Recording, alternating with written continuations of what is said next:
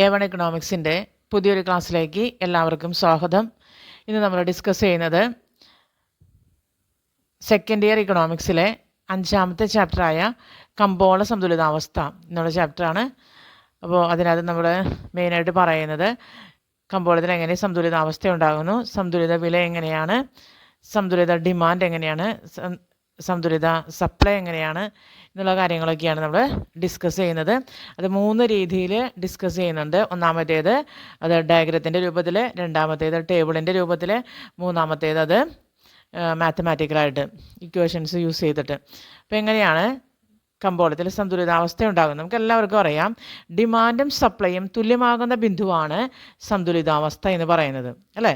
ഇപ്പോൾ നമ്മൾ ഒരു ത്രാസ് എടുത്തിട്ടുണ്ടെങ്കിൽ അതിൽ ഒരു വെയ്യിങ് മെഷീൻ, അതിൽ നമ്മൾ ഒരു സൈഡിൽ അതിൻ്റെ കട്ടി വയ്ക്കും, ഒരു സൈഡിൽ അതിൻ്റെ ഏതെങ്കിലും ഒരു പ്രൊഡക്റ്റ് അത് തൂക്കാൻ വേണ്ടിയിട്ട് നമ്മൾ വെക്കും. പഴയ കാലത്തെ വെയ്യിങ് മെഷീനിൽ നമ്മൾ അങ്ങനെ കാണുന്നത്. അപ്പോൾ അതിനകത്ത് 2 സൈഡും ഒരേപോലെ ആണെങ്കിൽ കറക്റ്റ് പോയിന്റിൽ നോക്കുന്നതായിട്ട് കാണാം. 1 കിലോൻ്റെ ഒരു കട്ടി വെച്ചു ഈ സൈഡിലായിട്ട്, അടുത്ത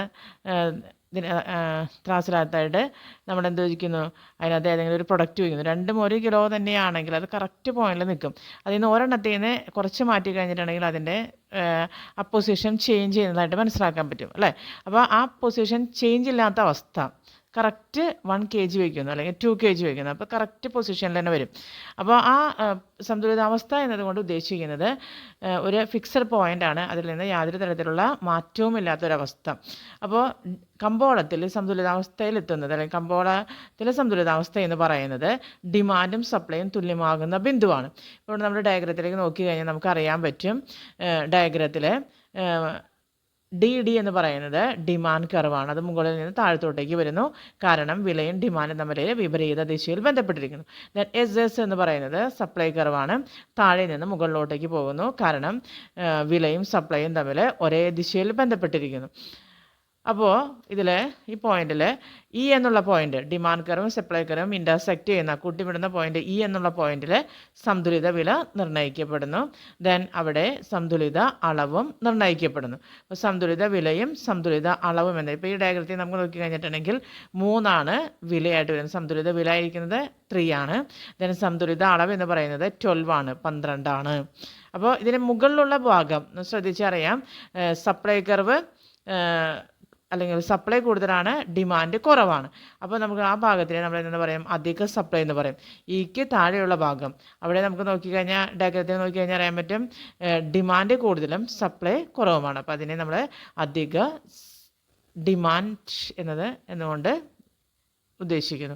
അപ്പോൾ മുകളിലെ ഭാഗം സപ്ലൈ കൂടുതലായതുകൊണ്ട് അധിക സപ്ലൈ, താഴത്തെ ഭാഗം ഡിമാൻഡ് കൂടുതലായതുകൊണ്ട് അധിക ഡിമാൻഡ് എന്ന് പറയുന്നു. അപ്പോൾ സാധാരണ എക്സാമിന് ചോദിക്കുന്നത് കമ്പോളത്തിലെ സന്തുലിതാവസ്ഥ, സന്തുലിത വിലയും സന്തുലിത അളവും എങ്ങനെ നിർണ്ണയിക്കുന്നു, ഡയഗ്രം വരച്ച് എക്സ്പ്ലെയിൻ ചെയ്യുക എന്ന് പറയുന്നത്. അപ്പോൾ നമുക്കിത് നോക്കിക്കഴിഞ്ഞാൽ നമുക്ക് മനസ്സിലാക്കാനായിട്ട് പറ്റും. ദെൻ ഇത് തന്നെ നമുക്ക് ടേബിളിൽ നമുക്ക് കാണാം. ടേബിളിൽ ക്വസ്റ്റ്യൻ മിക്കവാറും ചോദിക്കാറുണ്ട്. ടേബിളിൻ്റെ അടിസ്ഥാനത്തിൽ സന്തുലിത അളവും സന്തുലിത വിലയും കണ്ടെത്തുക എന്ന് പറയാം. അപ്പോൾ ഇതിനകത്ത് നോക്കിയ കാപ്പിയുടെ വിലയും ഡിമാൻഡും സപ്ലൈയും തന്നിരിക്കുന്നു. വില 1 ഡിമാൻഡ് 16ഉം സപ്ലൈ 8ഉമാണ്. ദെൻ വില 2 വർദ്ധിച്ചപ്പോൾ ഡിമാൻഡ് 14ഉം സപ്ലൈ 10ഉമാണ്. വില 2ൽ നിന്ന് 3 വർദ്ധിച്ചപ്പോൾ ഡിമാൻഡ് 12ഉം സപ്ലൈ 12ഉമാണ്. ദെൻ വില 3ൽ നിന്ന് 4 വർദ്ധിച്ചപ്പോൾ ഇവിടെ ഡിമാൻഡ് 10ഉം സപ്ലൈ 14ഉമാണ്. ദെൻ വില 5 വർദ്ധിച്ചപ്പോൾ ഡിമാൻഡ് 8ഉം സപ്ലൈ 16ഉമാണ്. ഇപ്പോൾ ടേബിൾ നമുക്ക് നോക്കിക്കഴിഞ്ഞാൽ മനസ്സിലാക്കാൻ പറ്റും, വില 3 ഡിമാൻഡ് സപ്ലൈയും തുല്യമാണ്, 12ആണ്. ആ ഒരു പൊസിഷനാണ് ഇക്വിലിബ്രിയം എന്ന് പറയുന്നത്, സന്തുലിതാവസ്ഥ. അവിടെ സന്തുലിത വില എന്ന് പറയുന്നത് 3ഉം സന്തുലിത അളവ് എന്ന് പറയുന്നത് 12ഉമാണ്. ദെൻ അതിന് മുകളിലോട്ട് നോക്കുക, വില 1ഉം 2 ഡിമാൻഡ് കൂടുതലാണ്, 16ഉം 14ഉമാണ്, സപ്ലൈ കുറവാണ്, 8ഉം 10ഉം ഉള്ളൂ. അപ്പോൾ ആ ഒരു പൊസിഷൻ എന്ന് പറയുന്നത് എന്തായിരിക്കും, അധിക ഡിമാൻഡാണ്, അതായത് ഇവിടെ ഡിമാൻഡാണ് കൂടുതൽ. ദെൻ താഴത്തേക്ക് നോക്കാം, വില 4ൽ നിന്ന് 5 വർദ്ധിക്കും, 4ഉം 5ഉം അവിടെ ഡിമാൻഡ് കുറവാണ്, 10ഉം 8ഉമാണ്, സപ്ലൈ 14ഉം 16ഉമാണ്. അപ്പോൾ ആ ഒരു പൊസിഷൻ നമ്മൾ അറിയപ്പെടുന്നത് എന്താണ്? അധിക സപ്ലൈ എന്നാണ് അറിയപ്പെടുന്നത്. അപ്പോൾ ഡിമാൻഡ് എന്താണ് എന്നുള്ളത്, അതിൻ്റെ സന്തുലിതാവസ്ഥ എന്താണ്, സന്തുലിത വില എങ്ങനെയാണ് നിർണ്ണയിക്കുന്നത്, സന്തുലിത അളവ് എങ്ങനെയാണ് നിർണ്ണയിക്കുന്നത് എന്നുള്ളത് കൃത്യമായിട്ട് നമുക്ക് ഈ ഡയഗ്രം നോക്കിക്കഴിഞ്ഞാൽ നമുക്ക് മനസ്സിലാക്കാനായിട്ട് സാധിക്കും. പരീക്ഷയ്ക്ക് വരുന്ന രീതി ഇങ്ങനെയാണ്. അതായത് ഒരു ടേബിൾ തന്നിട്ട് അതിൻ്റെ സന്തുലിത അളവ് എന്താണ്, സന്തുലിത വില എന്താണ് എന്നുള്ളത് ട്രേസ് ഔട്ട് ചെയ്യാൻ പറയും. അതുപോലെ തന്നെ അധിക ഡിമാൻഡ് അധിക സപ്ലൈ എങ്ങനെയാണ് കണ്ടെത്തുന്നത് എന്ന് ചോദിക്കാം. അതുപോലെ ഡയഗ്രാം തന്നിട്ട് ഡയഗ്രത്തിൽ സന്തുലിത അളവ് എങ്ങനെയാണ്, സന്തുലിത വില എത്രയാണ്, അധിക സപ്ലൈ എങ്ങനെയാണ്, അധിക ഡിമാൻഡ് എന്ന് ചോദിക്കാം. അപ്പോൾ ഈ വീഡിയോ നിങ്ങൾക്ക് എല്ലാവർക്കും ഇഷ്ടപ്പെട്ടു എന്ന് വിചാരിക്കുന്നു.